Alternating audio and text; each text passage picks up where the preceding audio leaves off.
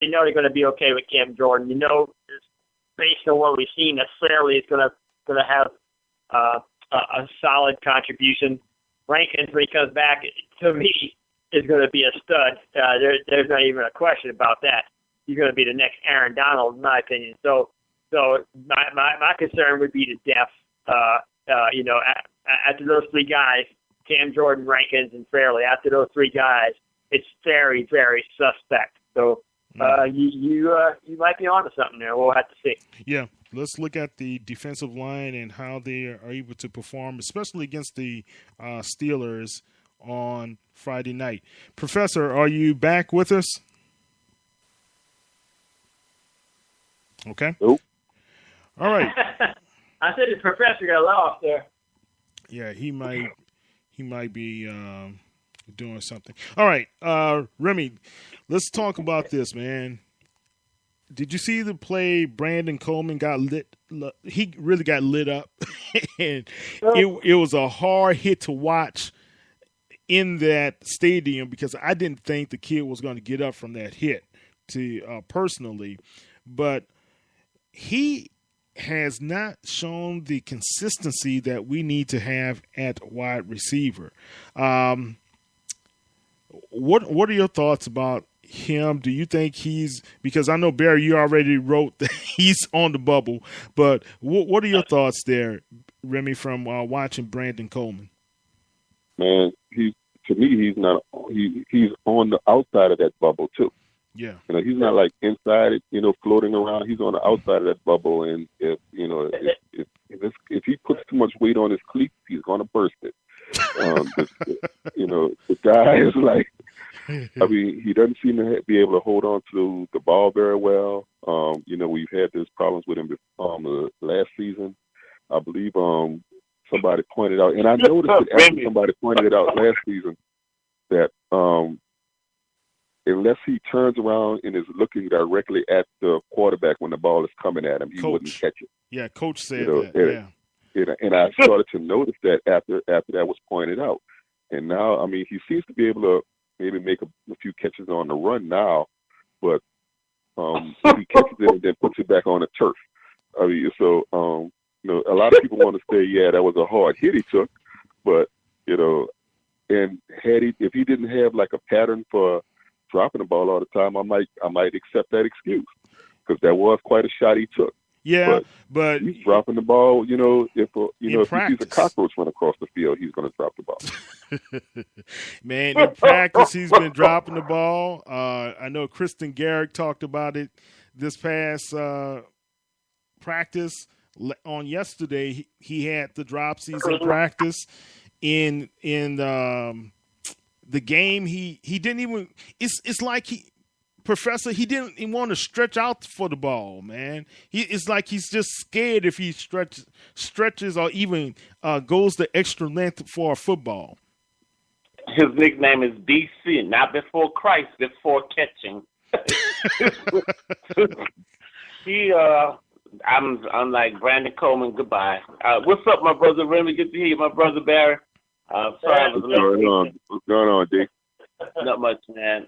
Man, please move on from Brandon Coleman. The problem with the Saints right now, in terms of with the wide receivers, is that they have three receivers, and everything else after that. I like the kid Tommy Lee Lewis. He's my number 4, and after that, I would go with Jared Dangerfield or Jordan Lamont Williams before Brandon Coleman. I mean, I just don't think.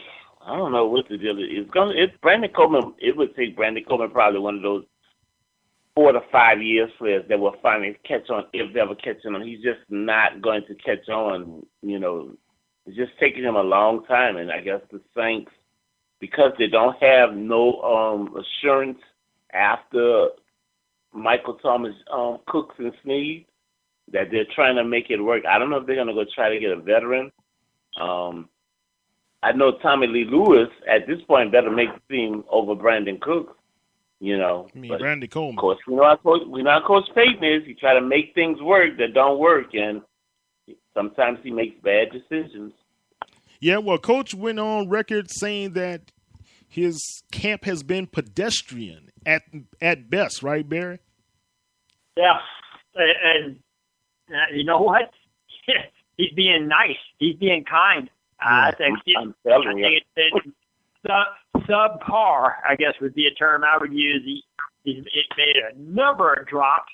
And to me, I go back to that first game against New England where he did the alligator arm move on a pass. Now, Grayson had no business throwing the pass, but that's neither here or there.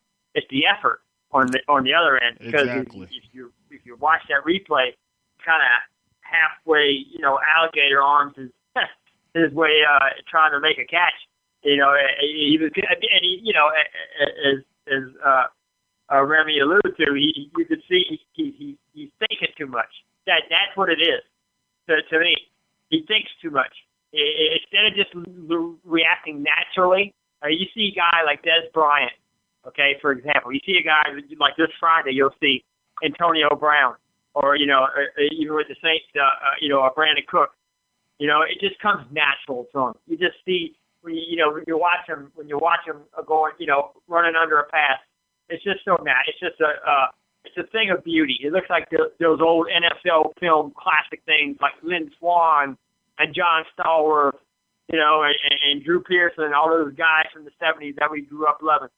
That's what it's supposed to look like in the classical. Brandon Coleman don't look nothing like that. He looks like it's almost just like it's robotic. It's like he's forcing it. And I think maybe part of that is he's not comfortable with his size. I know that sounds crazy, but you look at a Calvin Johnson, who a lot of people wanted to compare him to. Well, Calvin Johnson is like he was like a power forward playing football. So even as big as he was, he just looked, even though he was big, it looked like the most gigantic wide receiver you ever saw. But he still looks so natural doing it. When you watch Coleman, you don't get that sense that he's doing it naturally. It's almost like he's lumbering, or I can't even describe it. He doesn't look almost like how Berman would say in his own skin. Almost like Berman would say he was rumbling, bumbling, and stumbling, right? yeah, that's a good one. Stumbling. Yeah. It's kind of disappointing because I had high hopes for the kid. I really did. Yeah. When I saw that he went undrafted, and I was following my work at that time, I think I was still writing for a little blog called Saints Tailgate at the time. And when that draft, the 2014 draft happened, and he went undrafted, I was one of the first people that came out with an article and said, I hope that the Saints got to sign this kid. I can't believe he went undrafted, because he was projected to be a third-round pick coming out of Rutgers. I mean, even though he was hurt in his junior year, he had a monster season at Rutgers. That's what put him on the map. That's what made him a star in college, was that junior season at Rutgers, where he had injured his knee the year before, and then he came back and had a lights out season, and I think helped Rutgers get to a bowl game. And I mean, Rutgers football program hadn't done much in recent years, and I think they went to a bowl game with him leading the way. So that's what put him on the map. So, at that time I thought, well, wow, if they get this kid, he could be a steal because he's 6'6". Yeah. And then we saw how bad he struggled in that first training camp. So when he made the leap or the progression last year, you thought, hey, there you go. This is what we saw. It just took him a while to get it going. But now it's like he took a step back, maybe 2 steps back. So, if he don't get his act together here in these next 2 weeks, I agree with Professor and Remy. He's going to be out there. That bubble's going to burst, and he's going to be looking for another job. Yeah, but look, man, Remy, Professor, Barry, I mean, I'm pretty sure the coaches have been talking to him. I'm pretty sure his agent has been talking to him. Oh, yeah. Somebody's been talking to you saying, if the ball comes anywhere around your 6-foot perimeter, you've got to catch the ball or make an effort for the ball. But if it doesn't register to you that your coaches are instructing you to do this and you still do what you want to do, hey, hey, I mean, what can we say, man? If you do not make the team, that's on you. And he still has a chance to do it. I understand he had a very productive practice today, but you've got to bring it. This game is the third game of the season. This is where the first teamers, first string guys are going to be playing most of the game. If you want to be in that light, whenever they put you on the field, you've got to show up and show out if you're on the bubble right now.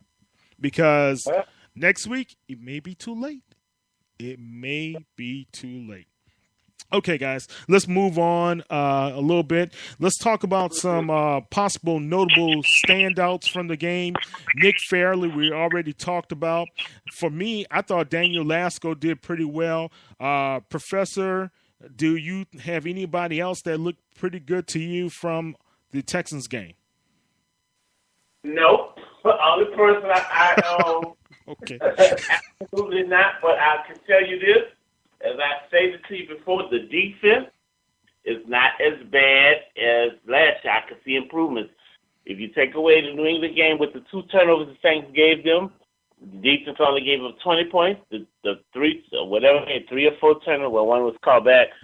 They only gave up 6 points to the Houston. The Saints' offense is the problem right now.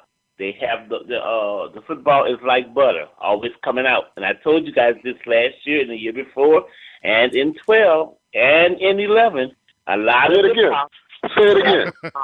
Say it again. Problems are not just the defense. I don't know why the people in New Orleans want to just start screaming about the defense every week when the Saints' offense has turned the ball over 131 times in 160 games. Wow. You're not going to win games, and every time you turn the ball 2 or 3 times a game.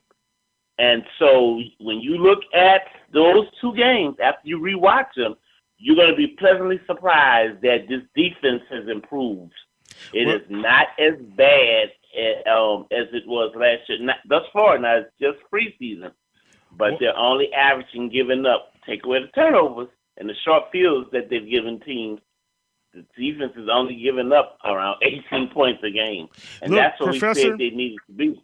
Professor, you and Remy are right on target. Remy said the same thing earlier before you got on the air. It's the offense from the past couple of years has been struggling and putting the defense in bad situations as well. So those are good points, man. Marcus Murphy got to hold on to the ball. And I know he's my pastor's nephew, but I'm cheering for you, but you've got to hold on to the ball. And I was surprised they gave him a chance to get back into the game in the second half to field some punts.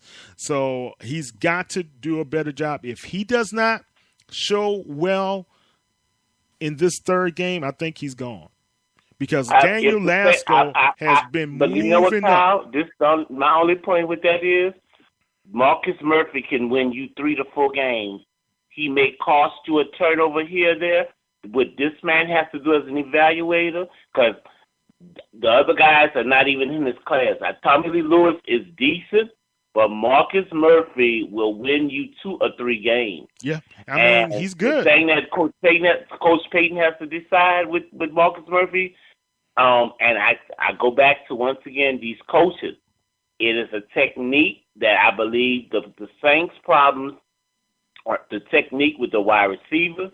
Mark Ingram, Marcus Murphy, the coaches are not doing a good job of teaching them techniques with how to secure and hold the football. I really believe some of the problems you're seeing with the Saints turnovers is that either the message that the coach is teaching these guys is not, registering, or they're not teaching them very well. I keep telling you guys, some of the problems with the Saints are the unit coaches. Some of these problems are the unit coaches, and if I'm Coach Payton, I'm not cutting Marcus Murphy. I know he might have had a fumble here or there, because guess what? The ability for this guy to make it, he can correct this fumble situation that occurs. But guess what? You